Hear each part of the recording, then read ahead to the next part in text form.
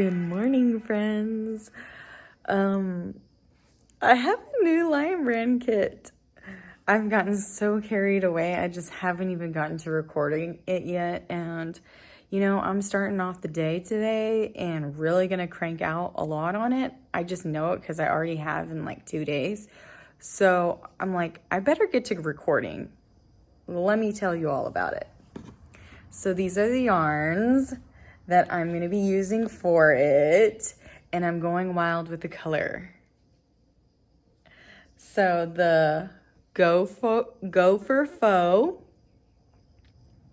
the color I'm using is Violet Starling, and then the Hometown USA, the color I'm using is Joliet Iris.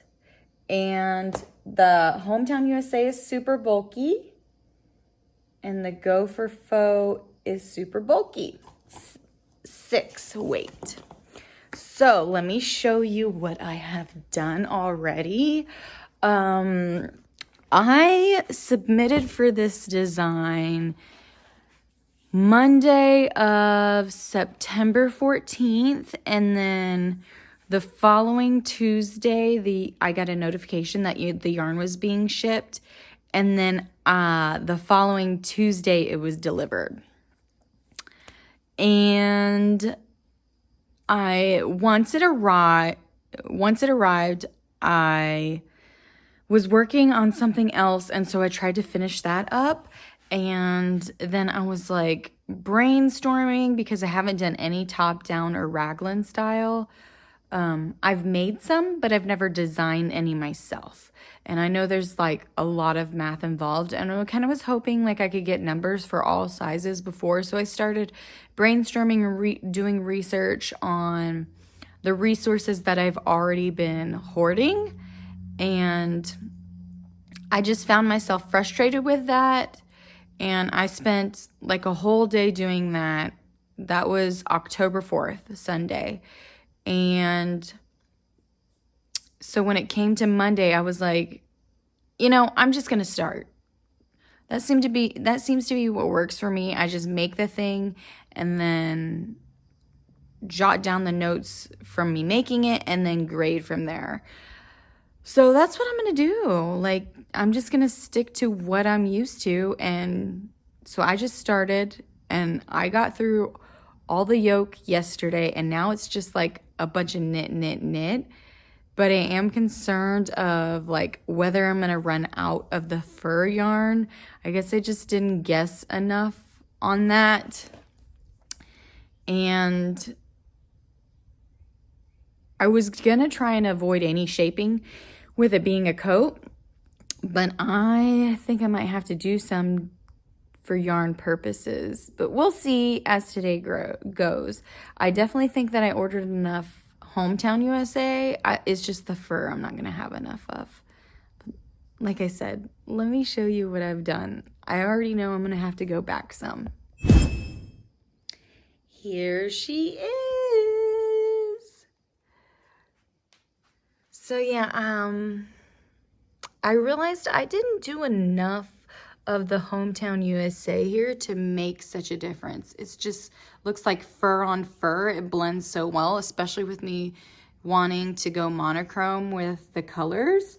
So I'm gonna take this part out and go back and probably add like 4 more rows of this.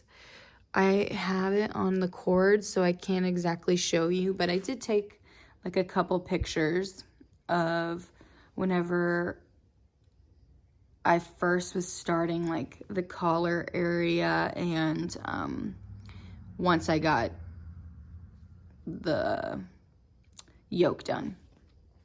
Anyway, so I am using some cording from some Tunisian hooks that I have because they have stoppers on the ends for my sleeves so I can try it on. And then I have like the ChiaoGoo needles, and I'm using my second to the last largest needles and then my largest cord, which I think I need to go get some more cording or something to where I can try it on a little bit better for now, this is what I'm working with. I am also noticing that the fur has lots of knots in it. So initially I was just like tying it off, but now I started doing like a Russian, can't remember what it's called, but I will show y'all how I do that so that I could just snip these little ends off and not notice, and it'll be a knot. Oh, Russian knot, that's what they're called. So yeah, I will come back and show y'all whenever I add more Hometown USA. Okay, so when you are going to be doing the Russian knot or magic knot, you're going to be doing it in the fur, but I want to make sure that you see it like really well. So I'm going to show you how I do it with the Hometown USA. So this will be like your new addition, and this will be like your project right here. And so you'll have them crossed like this, and then you're going to tie this one, like the project that you have, to your new yarn, and your new yarn to the project that you have. Okay? So it goes like this. And when you do it, I like to make well, look, it's not like I need to be closer for you to see it, right? Okay. So when you do it, I like to, you know, like cross over, under, and then through, and then tighten that. And make sure like you're tying it on that string. You're not tying the strings together. Okay? So let's do this again on this side, around. And I like to make sure like the end is sticking out the opposite way. So, okay, so around and then through this. I'm not a pro tutorial person, but hopefully you understand that. And there are plenty of tutorials out there, but this might give you like a little bit of a peek as to what it is. So it will look like this. I like to give like lots of space and room for myself to make the knots, and then you can just pull it really tight. Like that does not come apart. It's on there snug.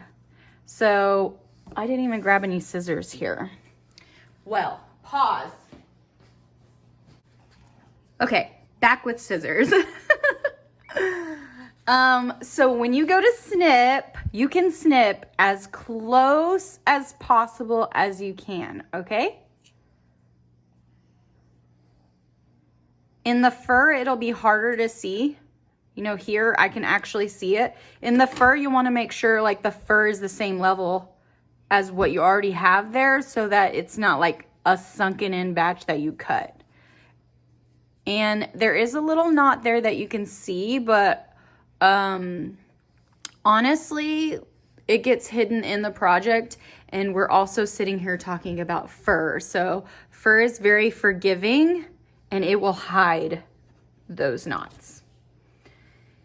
This is a good strategy to give you like a cohesive yarn so that you don't have to weave in so many at the end. I know that's a daunting thing for me. So good luck, and I hope that you like this new technique if you've never tried it before.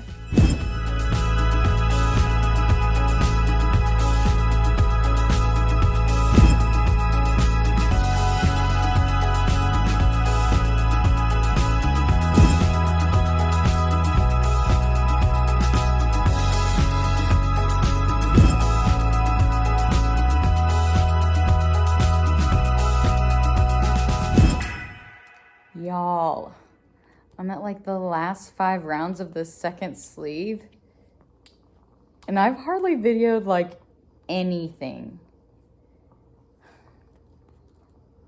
Sorry, but it's so easy to get wrapped up in this project and its growth. And when something is so new, although like the second sleeve syndrome, I'm just like, oh my God, you know, maybe I'm not the person to be like making more than one thing. Did you guys notice what I just had to do? Like I have to, this thing is like a huge blanket now. And this magic circle thing is so obnoxious. I hate doing it. But could you imagine doing DPNs with like fur yarn? That's a no. Already using like these metal needles, even though that they're brushed, I would say if you're not that experienced, wood is probably better because these can get really slippery. And, you know, magic circle, you have to like, so the sleeves constantly, because I'm doing them in the round spinning, so I have to constantly move the big bulky sweater. And it is basically a blanket, so if you're chilly, this is a good project to work on. What else did I have to say about how things are going here? I only have this much yarn. Like, it's not much. Let's go out with a bang. Here we go. So put your best face on, everybody pretend you know this song. Everybody come hang.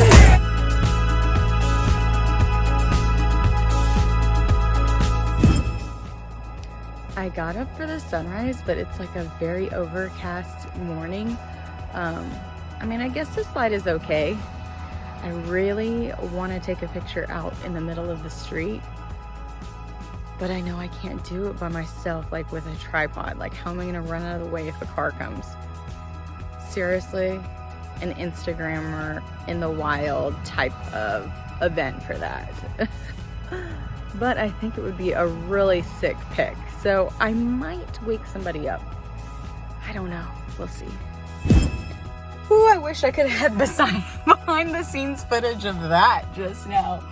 I ended up driving down the street. Nobody could help me at home and the traffic has been heavy. And I went inside and looked through all my pictures and I just wasn't happy. I want to get a picture, like, I wanted to get a picture before noon so that I could post it because the Creative Roots Challenge is going on. And this is my favorite make of all time. I cannot believe that I designed this. Anyway, so a train just went by. I like went into the little town here and the train just went by and I was like, oh my God, perfect timing to get this road pic that I want. So it was safe. One car went by.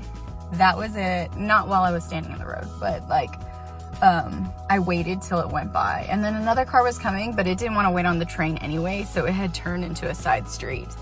And I'm sure many of the people going by were like, what is this girl doing? Because I live in a small town and I'm wearing a fur coat and boots.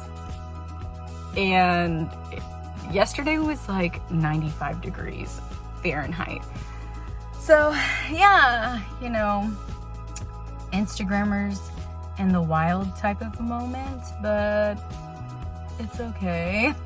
Worth it. I'm super happy about it. Okay, so now is the time to get all these notes into the template, and then once I have all this scratch, let's see, I've got 1, 2, 3, 4.5 pages of scratch, and I'm telling you, it's scratch. Like, my handwriting is not good at all. Also, this book has seen better days. I don't have much left of this notebook. This might be the first notebook that I'll ever have used the entire thing, and I just can't wait to get into my next one. Like, I'm tired of this one. I've had it for so long. Now that I'm doing more designing, I guess I'll go through notebooks more often. I really should get one that has graph paper. But yeah, I like to first get it all into my template, and then, well, not my template, but the Lion Brand template. And then that's when I'll start the grading. I'll see like the spots that I need to add in all the sizes. So while I'm typing it, I will like put in X's where I need to fill in. So here we go. This part is not so bad. The math part is like where and I'm a little scared because how can you read fur stitches really? Which, by the way, speaking of, okay, so I feel like I should put this back on to tell you, well, hang on. Okay, so I used 6 skeins, all of it, like every last bit of it, and then of the fur, and then 2 of this homespun, or why did I say that? 2 of this hometown. Okay, so how I was saying before is that at the top, at the start of it, with all the knots, I didn't realize there was going to be so many, but I guess probably while they're doing this in the manufacturer place or whatever, the way that the yarn is, it probably like, what's wrong with my words? It probably like breaks and then they have to attach it many times because of the tension. Why didn't I keep one of the strings so I could show you? Totes forgot. Well, it's like a ribbon and then it's the fur on it.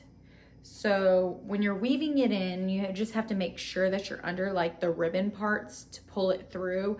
Otherwise it kind of gets stuck, and then I try and back it through the back, like where the hole is of the blunt needle, so that it's not in the ribbon part. It's a little tricky and finicky, but you know what? To get this fabric, it's totally worth it. And so at the start of it, like I said, that's what I was doing. I was just adding in colors as I would in any other project. I'm not like a big fan of the Russian knot. I like the Russian join, but this is not something I could do the Russian join on. And so when it got to be pretty cumbersome with it, I went ahead and did Russian knots. So from the inside, I pulled them all through, and you can see like a little bit of the spots. And this is not washed either, so, but you basically, when you make the knot, you can just cut it as close as possible.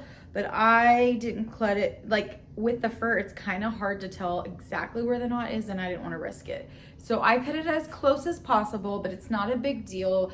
The fur kind of blends anyways, but I had pulled them all into the wrong side.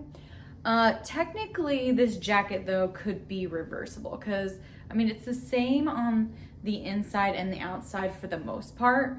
If you feel like weaving all the fur in, then you can just add it in as you go and then sew in the extra.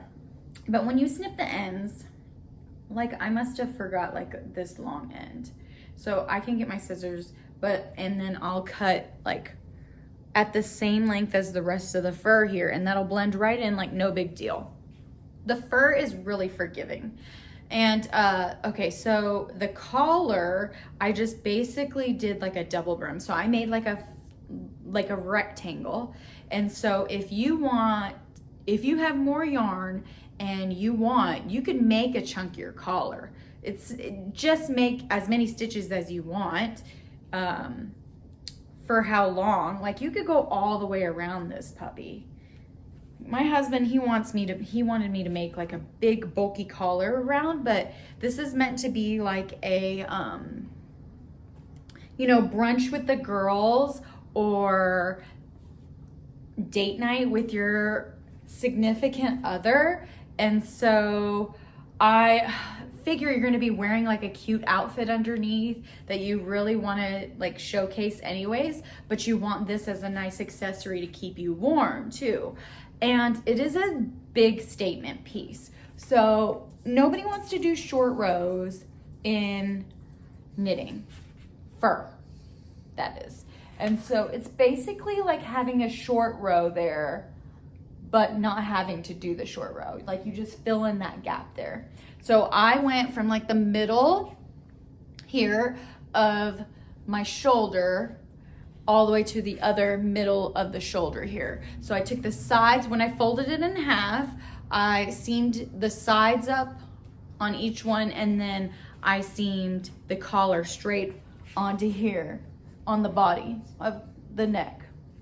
And I just whip stitched it, and honestly, half of it I had used the Hometown to stitch it, and you cannot see it at all. Like, the fur covers it all. It's completely hidden in there. Y'all, this is magical, and I am so proud of myself. I've never made anything so glamorous and luxe, and this whole process was everything that I envisioned. I wanted this to be like the illusion of puff sleeves. I don't think that fur is done this glamorously. I hate to sound cocky and like toot my own horn, but toot! I am so freaking stoked. Like, I'm so proud of myself. That I achieved like a top-down raglan style with fur at that. So yeah, now to figure out making it for all the sizes. And I am getting requests with like maybe doing it for kids and maybe a crochet version. I mean, I guess I gotta get better at just like designing everything that I design in both crochet and knit. Maybe one day I could be like Stephanie of All About On Me. But yeah, I'm super stoked about this coat.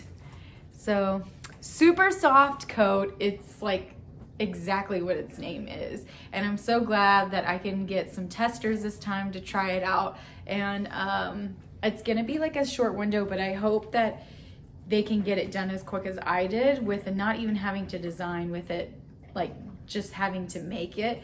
And surely I won't have that many mistakes. Thank you to my tech editor ahead of time. Thank you in advance. But yeah, it's super bulky yarn. So, I mean, hello, quick project. My dog is being very itchy. She's diabetic and on some funky food that makes her really itchy, and the antihistamine just can't seem to kick in and work for her. So anyways, I'm gonna get off this thing and I'm gonna get to work, and yeah, so you don't have to listen to that anymore.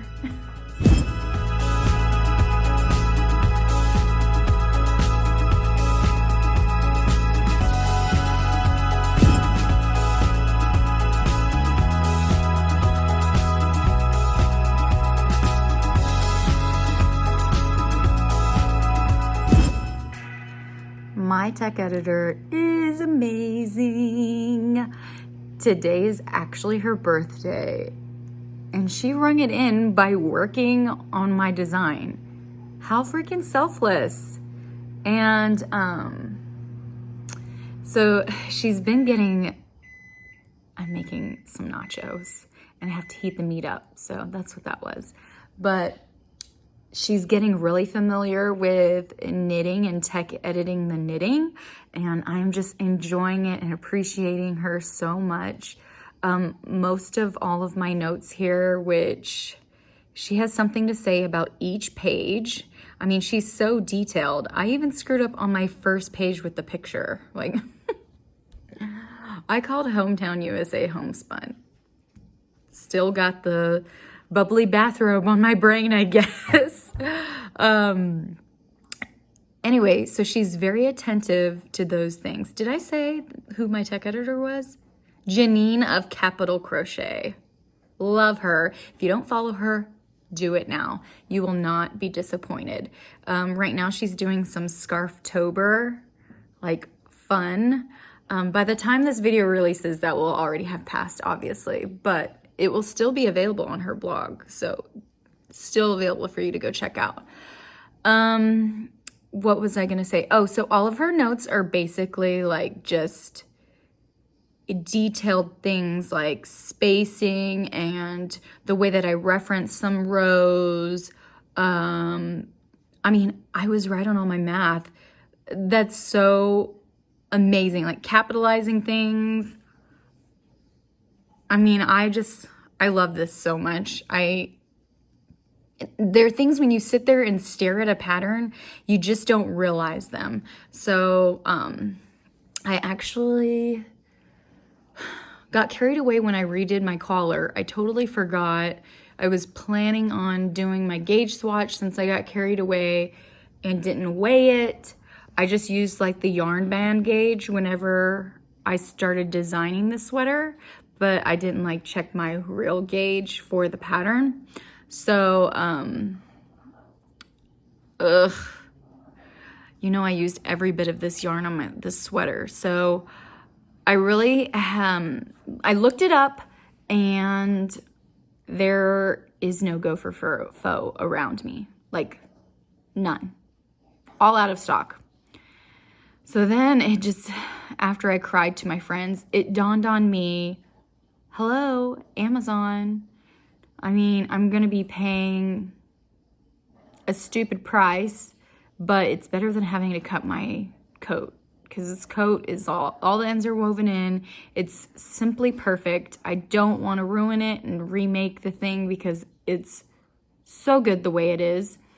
If I'm remaking one, I'm going to want to remake them in another color so that I can have an entire super soft coat collection. How cool would that be? But yeah, so I just got a 1-day shipping for actually the violet color to do this gauge for tomorrow. But I'm going to go ahead and send this out to testers. It will be without like yardage and the fur gauge. I have the hometown gauge, so they can still gauge to figure out like their tension with compared to my tension, because I use the same needle size on both. I'm thinking I'm going to include both gauges in the pattern, but yeah, I'm going to go ahead and do the call out for testers, and then tomorrow this will come in, and then I will already have my testers so I can let them know what I get for the gauge, and then do the yardage. So yeah, nervous but excited at the same time. Like, to get to see other people make something that I created out of nothing, there is no other feeling. I mean, it really is great. It's so fulfilling. And really, honestly, the only thing that makes me keep on doing this, because it's not the math.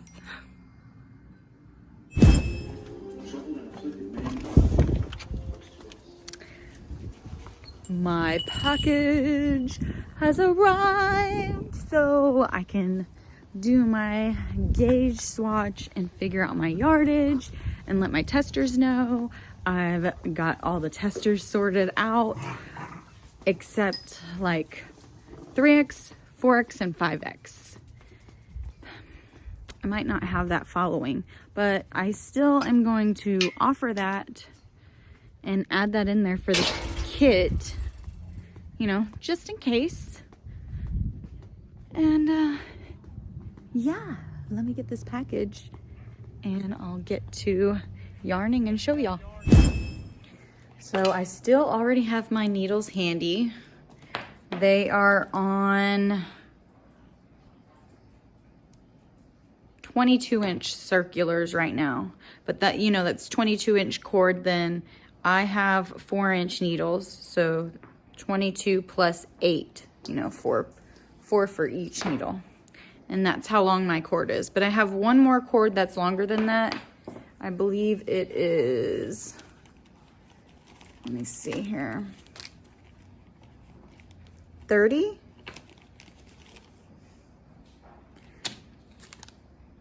Oh, I accidentally put the long 30-inch into the 22-inch bag. I'll have to fix that. But yeah, 30. So I did 38-inch circular needles on the actual pattern.